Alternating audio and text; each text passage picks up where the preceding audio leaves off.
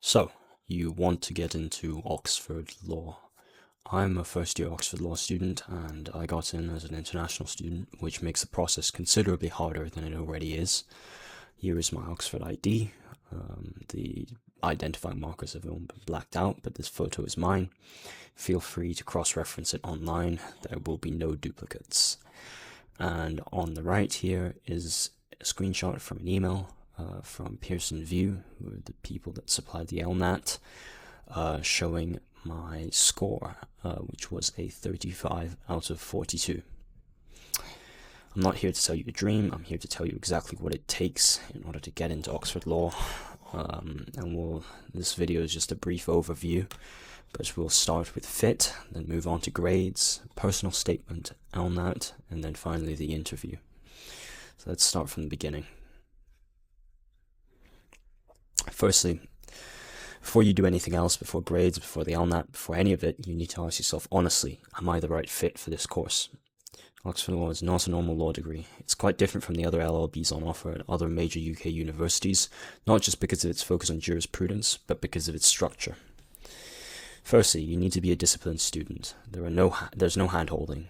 Deadlines come fast and the workload is relentless. You need to be someone who can sit down and work 5 to 6 hours every single day, sometimes more, and consistently get things done. Can you watch over yourself? Can you stop yourself from wasting time? That's what discipline means here. 2. You need to be capable of self-learning.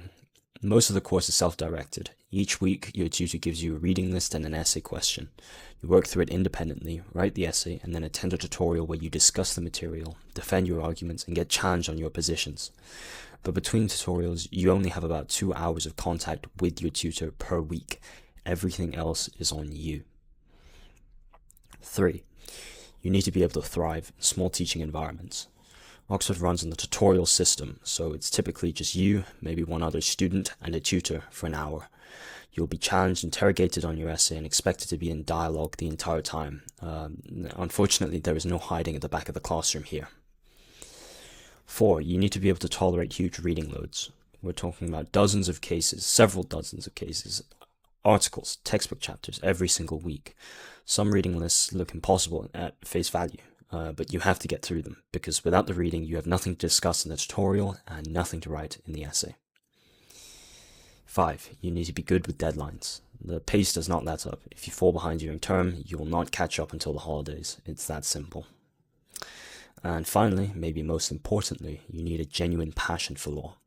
Not for the prestige, not for the career, but you need to actually enjoy the intellectual exercise of studying law. If you don't have a real why, you won't get through the application process, and you certainly will not get through the course. It is far too grueling for that. If most of those resonate with you, great, keep watching.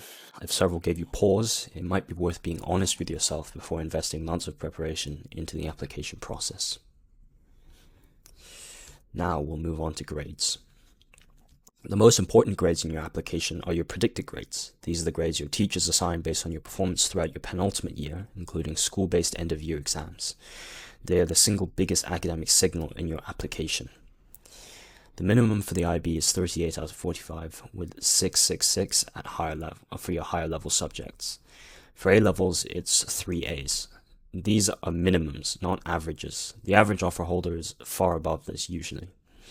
My own predicted grades were 44 out of 45 for IB, with 777 for my 3 higher level subjects, which is about as high as it gets. Now, for the GCSEs, they are less important. There is no hard cutoff, but stronger GCSEs paint a picture of a consistent, disciplined student over time, and it does add to the overall profile. So obviously, better is more ideal. And I want to be clear, if you're borderline on predicted grades, that is a real obstacle. Not necessarily impossible to overcome, but something to be honest about. Next, we'll be talking about personal statement. So, before you do anything, before you write a single word, you should have read widely around the law. Read the material. I don't mean studying the syllabus in advance. I'm not looking for technical course knowledge. I'm referring to books like Tom Bingham's The Rule of Law, Dworkin's works, H.L.A. Hart, his works on jurisprudence and legality, There are plenty of Oxford reading lists available online. Go look some up after this video. Pick 2 or 3 texts, read them properly, and make sure you have something genuine to say about them. The point isn't to list impressive titles, it's to demonstrate real intellectual engagement. The most important part is what you personally gained as an insight from reading that material. Second thing you need to do is figure out your why. Why law? And implicitly, why Oxford Jurisprudence course specifically? Now, you won't be able to name Oxford directly in the UCAS personal statement, but you can orient your statement around an interest in jurisprudence. Now, something like "I want to help people" simply will not cut it at this level. You need something substantial, and if you're really struggling to find it, that's worth reflecting on. Third thing to do is to get some experience. This can be through internships, work experience, mooting, law clinics, anything that shows engagement with the law beyond the classroom. And again, what matters is the insight you took from it. Did it change how you think about the law? Does it change how you see the field? Again, the most important thing is the insight that you gained from the experience. Fourth, if your school has a law society or a law club, join it and consider going for a leadership position. Teaching other students about the law forces you to research more deeply and engage with it outside of class. That's certainly worth mentioning in your personal statement. Now, one last note before moving on. I wrote my personal statement on the day of my school's UCAS deadline. I would never recommend that, but I am telling you that the writing itself, if you know your material and your why, doesn't take as long as people think. However, if I were to give an optimal routine for improving your personal statement, I would have it written over several weeks with many, many, many additions of refinement following feedback from your university counselors. Now, we'll move on to the LNAT. So the LNAT, as we all know, is the entrance exam for most high-level UK law programs, for a lot of them at least, and for Oxford it matters a lot. So there are 2 components: the multiple choice section, which gives you a numerical score, and the essay, which goes directly to the admissions team for review. Oxford uses the MCQ score for shortlisting, and also, of course, the essay is very important, so the admissions actually see that you're someone who can write an essay, can reason properly, can argue properly. You should be aiming for around 30 out of 42 for the MCQ, which is roughly the Oxford average, but not the minimum. I scored around 35, as I mentioned before, which is well above, but the point is to aim higher rather than lower. Main piece of advice is to practice, practice, practice. People will tell you that the LNAT is purely about aptitude and raw intelligence. And yes, those qualities matter, but just like any test, you can improve with preparation. The more practice you do, the better you will do. It also gets you used to the time pressure, which is a significant factor. The official LNAT website has a free mock test. Use it, but save it closer to your exam date once you've done the bulk of your revision, so that it gives you a meaningful benchmark before you do the actual exam. Now, again, most of my own revision happened in about 4 days leading up to the test. That was a very bad idea, and I'd never recommend it to anyone. But it is evidence that an intensive short-term preparation can still produce a strong result. If you're running low on time, don't give up. Simply increase the intensity. Do as many practice sections as you can every day until the test.